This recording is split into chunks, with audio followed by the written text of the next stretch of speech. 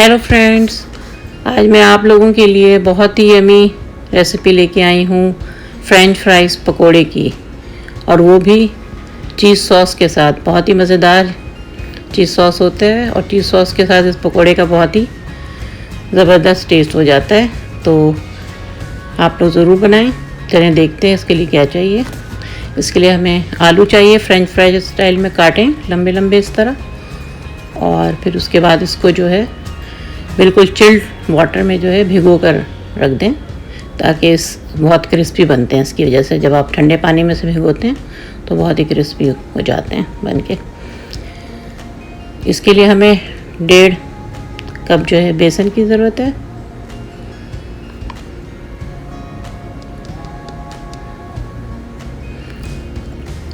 और फिर इसमें पकोड़े का मसाला डालेंगे। 3 टेबल स्पून जो है कॉर्नफ्लावर डालेंगे, इससे ज़्यादा क्रिस्पी फ्राइज़ बनेंगे।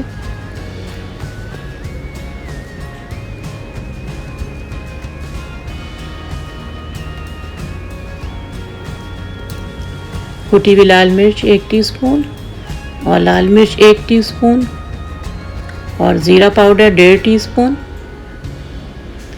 साबित धनिया 1 टीस्पून,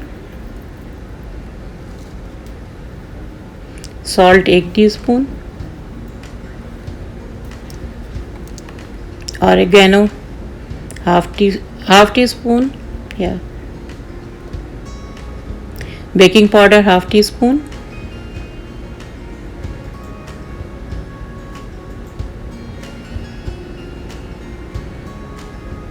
और फिर पानी के साथ इसे घोल लेंगे। ऑरिगेनो इसलिए डाला है कि इस पर हम चीज़ सॉस डालेंगे तो उसके साथ इसका मज़ा ज़्यादा आएगा। पानी के साथ एक गाढ़ा सा बैटर बना लें। बिल्कुल पतला नहीं कीजिएगा, गाढ़ा ही रहने दीजिएगा ताकि वो सही से आलू के ऊपर कोट हो सके।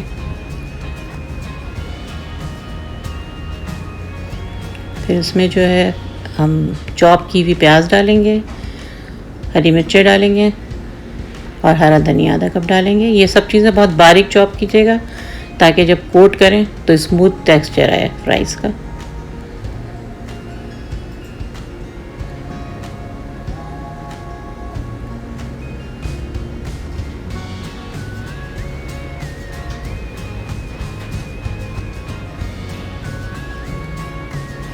ये देखें, बस इस तरह से होनी चाहिए इसकी। अब हम चीज़ सॉस बनाते हैं। इसके लिए हमें आधा कप जो है क्रीम चाहिए। फ्रेश क्रीम लेंगे, फ्राई पैन में हल्का गरम करके फिर उसमें जो है स्लाइस चीज़ जो होते हैं, चेडर चीज़, मोज़रेला, ये मिला कर डालेंगे। आपके पास जो भी चीज़ अवेलेबल हो वो डाल दें। ये सॉस जो है कीटो फ्रेंडली भी है। अगर आप कीटो डाइट पर हैं तो इस सॉस को यूज़ कर सकते हैं किसी भी चीज़ के साथ, क्योंकि कीटो डाइट में जो है बहुत ज़्यादा फैट लेना होता है। तो ये जो है अब मैंने इसमें क्रश मिर्च डाल दिया है, और ऑरिगेनो डाल दिया है आधा टीस्पून, और नमक आप अपनी मर्ज़ी से डालें क्योंकि चीज़ में पहले से ही नमक होता है। जब ये क्रीम गर्म हो जाएगी और चीज़ पिघल जाएगी तो उसकी वजह से सॉस थिक हो जाएगा।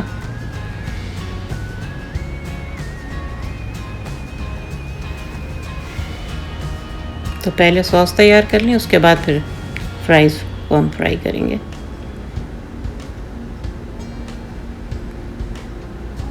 और अगर आपको पसंद है तो थोड़ा सा पेपरिका भी इसमें डाल सकते हैं।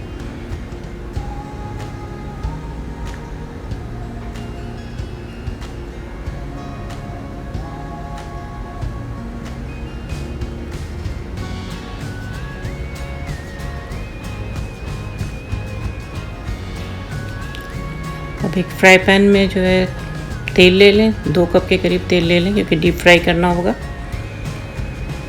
और उसके बाद ये आलू इस तरह से बैटर में लपेट कर गरम तेल में डालिएगा। मीडियम आंच रखिएगा, मीडियम फ्लेम पे जो है बनेगा ये। तो ऐसा ऐसा सारे फ्राइज़ डाल दें, बहुत ज़्यादा नहीं भरिएगा और ओवरलैप भी नहीं कीजिएगा, नहीं तो फिर बैटर उतर जाएगा। ये बहुत ही मज़ेदार पकोड़े बनते हैं, और इसके साथ अगर चाय हो तो फिर क्या बात है। तो बहुत ही मज़ेदार और यमी होते हैं। तो आप लोग ज़रूर ट्राई करें, यू गोना लव इट।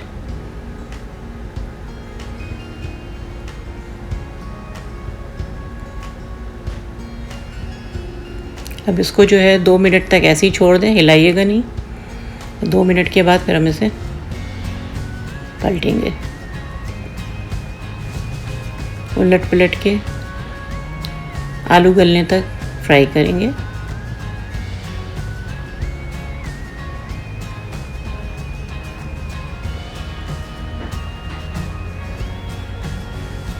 अगर मेरा चैनल पसंद आ रहा है, मेरी रेसिपीज़ पसंद आ रही हैं तो सब्सक्राइब करें और अपने दोस्तों फैमिली के साथ शेयर करें, लाइक करें।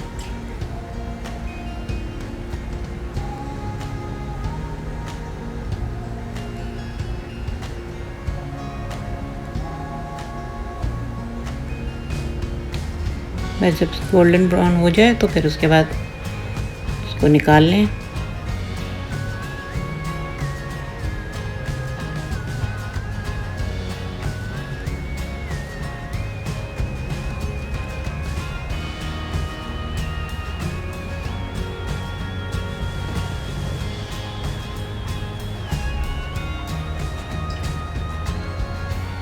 अगर आप चाहें तो इसे चटनी, केचप या किसी सॉस, दूसरी सॉस के साथ भी खा सकते हैं।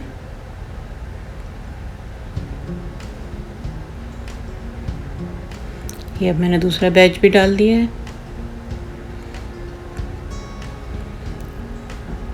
ये जो है 4 से 5 लोग आराम से खा सकते हैं। 2 बड़े आलू लिए थे तो इसलिए इससे अच्छे खासे बन गए हैं।